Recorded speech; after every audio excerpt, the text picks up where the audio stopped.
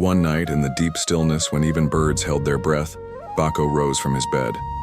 The pain in his chest was too heavy to carry. Silently, like a shadow walking under moonlight, he crept toward the edge of Ajeji, the village graveyard. Each step sank into the soft earth, but he didn't stop. When he reached the resting place of Eshe, his hands shook, but his sorrow gave him strength. He dropped to his knees and began to dig. With every handful of soil, he whispered Eshe's name, deeper and deeper until her body lay before him, still, pale and silent. He gently lifted her, pressing her cold frame against his chest. At home, Bako laid her down on a raffia mat, lit 3 oil lamps and began chanting strange words, words he had never said before, words soaked in pain and madness. That night, he did the unthinkable. He lay beside her lifeless body, and from that moment on, Bako began to sleep with the dead. But you must understand, Bako was not always this way. He was once the heart of Ajeji. People called him generous, humble, a man of deep honor. Children laughed when they saw him. Elders praised his name in every gathering. Long ago, in the golden days of Ajeji, Bako was a man whose riches could buy the whole market twice over. But he never flaunted his wealth. He walked barefoot like any farmer, shared roasted maize with strangers, and gave bags of cassava to widows without asking for thanks. His name traveled far, and it always came with respect. "Look at Bako," the people would say. "So rich, yet so kind." A true blessing. When Bako passed by, women would swing their hips and hum sweet songs, hoping he'd notice them. But Bako's heart was calm, like the river at sunrise. He loved only one woman, Tari, beautiful, warm like morning sun after rain, and full of joy. Tari's soul was soft. She loved children like they were all her own. Whenever she walked through the village square, little ones would run to her, wrapping their arms around her legs. Her laughter danced through the air like the sweet scent of hibiscus in bloom. One afternoon, Tari decided to go for a walk. She held the hand of Bibi, the tiny daughter of their neighbor. Bibi was their only child, precious like gold hidden in clay. The two strolled beneath the trees, singing, laughing, sharing mangoes. But when Tari returned, Bibi was not with her. Panic swept through Ajeji like wild wind. "Where is Bibi?" Voices cried. Men searched the bushes, the riverbank, behind every yam hut. But the girl had vanished like smoke on water. Fear turned into suspicion. Whispers slithered through the village. "Maybe she's a witch," someone muttered. "She must have taken the child." Even Bako, her beloved, did not know what to think. His heart felt like a stone soaked in water. He could not tell what was true anymore. Tari stood still, her skin pale, her eyes wide with disbelief. When she heard the cruel whispers, her heart broke like dry calabash on stone. She didn't wait another sunrise. That night, she packed her bundle, wiped her tears, and left Ajeji. Her only mission, find Bibi, clear her name. Days passed, then weeks, then moons. The memory of Bibi began to fade like old footprints on a dusty path. Life in Ajeji moved on. People swept their grief away like dry leaves before rain. Only Bibi's parents kept mourning, quiet as trees waiting out a storm. But Bako didn't forget. He would visit Bibi's family often, bringing palm oil, ripe bananas, roasted groundnuts, anything to bring them comfort, even for a breath. "Bako is a good man," the people would say. "So kind. Ajeji is lucky to have him." Their love for him only grew. And then, one market day, Bako met someone new. Her name was Eshe. She moved like silk blowing in the Harmattan breeze. Eshe was the pride of Ajeji's dances. When her feet hit the ground, even old men tapped their walking sticks to the beat. Children followed her like butterflies after light. She and Bako drew close. Their laughter lit up the village like a songbird at dawn. "What a match," people exclaimed. Bako and Eshe, like the moon and stars, but shadows often hide behind the brightest lights. One silent morning, Ajeji woke to sorrow. Outside Aisha's hut, her body was found, still, cold, and silent. Her dancing feet would move no more. A wave of grief swept through the village. Tears fell like rain after drought. They buried her with honor. Her grave was covered in flowers and songs. But Bako's pain was deeper than the river. He wept without end. His home grew darker. His spirit dimmed like a fire with no wood. The villagers tried. They brought soups, they sat by his side whispering, "Be strong, Bako, this too shall pass." But Bako didn't speak. He stared at the ground. His world had lost its light. And so, Ajeji wept. But none wept like Bako. He grieved day and night. The man who once gave light now moved like a shadow. The kindness in him began to fade like evening sun. And in that darkness, a strange thought planted itself in his mind. One night, under the gaze of the moon, Bako walked again to the graveyard. His grief howled inside him like a wounded animal. He dug, his hands raw, and when he reached Esha, he carried her lifeless body home. He lit lamps. He spoke dark words, words older than memory, words he didn't even know he knew. He believed that if he lay beside her one last time, maybe, just maybe, the riches slipping from his hands like sand would return. Far away, Tari had walked many paths, from one village to the next, calling Bibi's name like a mother lost in a storm. Her feet bled, her dress torn by bushes, but she never stopped. And one day, in a distant hamlet, she found her. Bibi, alive, but thin and tired. Tari's heart burst with joy. She hugged the girl tight and promised, "We're going home." That night, with stars above and silence below, they reached the edge of Ajeji. Shadows crawled across the road like silent spirits.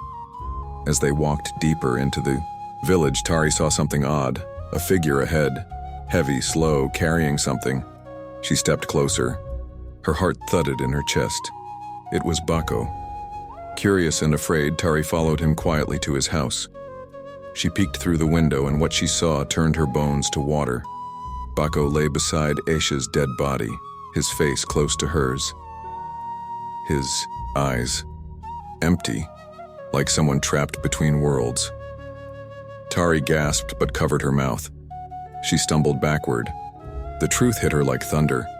Her breath caught in her chest. At that moment, the first rays of dawn began to touch the rooftops of Ajeji.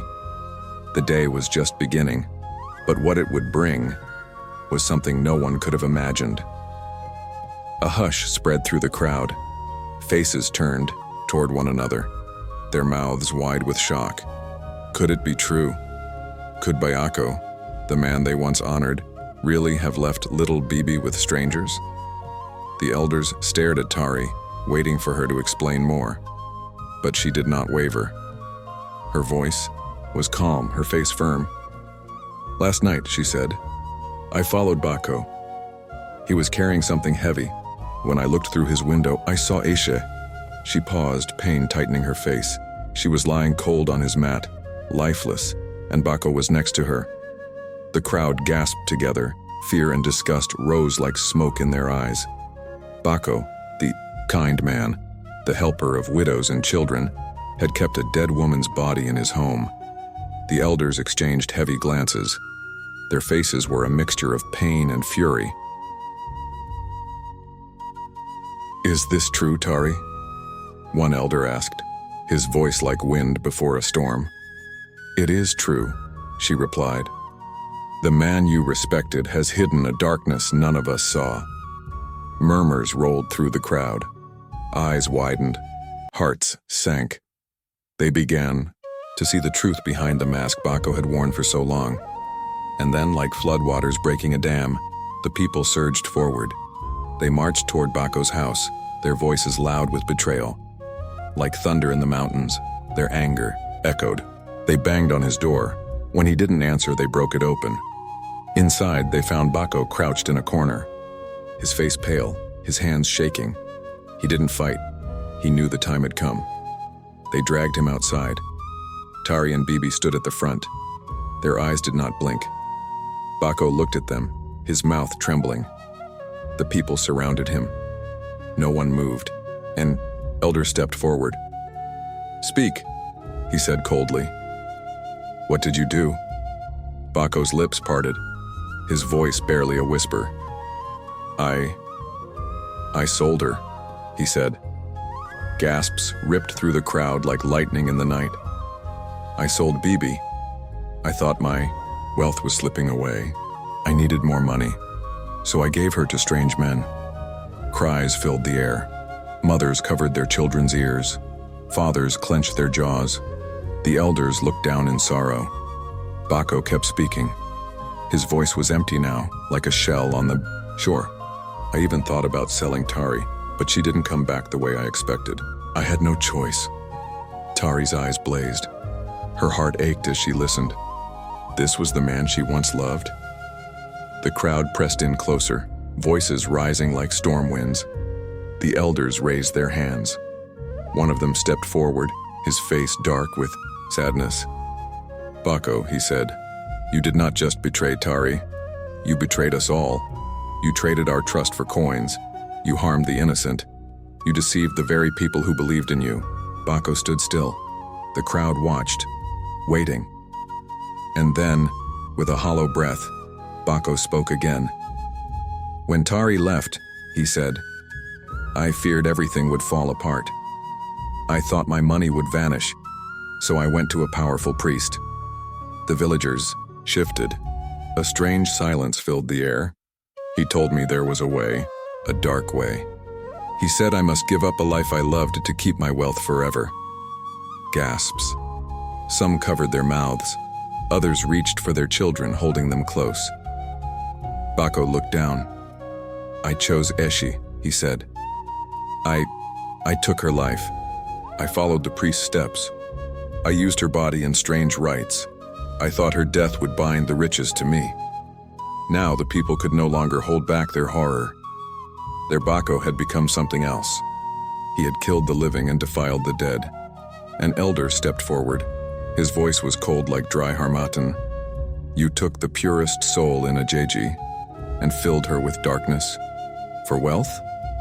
Bako's head dropped. There were no more excuses, no lies left to tell. The people began to murmur, their voices full of rage. They turned toward Bako's home. Slowly, cautiously, they walked inside. And what they saw made even the bravest among them shiver. Skulls, human skulls, laid out on a wooden table, their hollow eyes staring back. Bones of all sizes scattered across the floor like broken promises. Black feathers hung from the walls, tied with red string, swaying in the dim light like snakes dancing. On the floor were strange symbols, twisted, crooked, drawn in ash and oil. The villagers stepped back. Their hearts beat faster. This was no ordinary home. This was the cave of a man lost to evil. An elder's voice trembled. "We trusted him. We sang his name. And all this time, he was hiding this?" An old woman clutched her shawl tight. "He smiled at our children," she whispered. "And we never knew." The children peeked through the door, their little faces pale with fear. The eldest elder stepped out, breathing deeply. His voice was hard and cold. "This evil cannot remain in Ajeji," he said. "Bako has poisoned our village with greed and darkness." The people, once filled with fear, now burned with one thing: justice. They dragged Bako to the oldest tree in Ajeji. Its roots twisted deep into the earth, holding the memories of the village.